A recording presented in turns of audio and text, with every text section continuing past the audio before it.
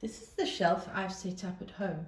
It's got the activities on which you've been sent. I'm just going to go through the shelf and show you. Obviously it's a child height and all the things that they need are attractively displayed on the shelf.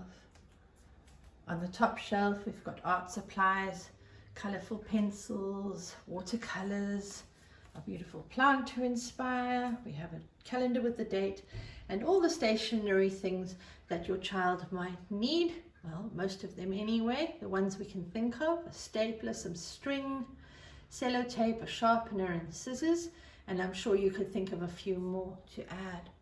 On the next shelf we've got our sandpaper letters, then we've got our sound cards, and then we have a story about autumn.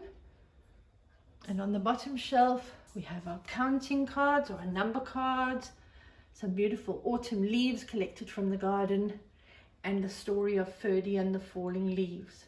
These stories are recorded for you, but you can add any stories to your child's shelf. If you don't have any that are related to our theme at the moment, then you can add any of their favorites, rotating them as you go along. It's nice to keep the shelf nice and clear and uncluttered so that the child can see clearly what's available and make good choices. I hope you enjoy the work that we've prepared for you.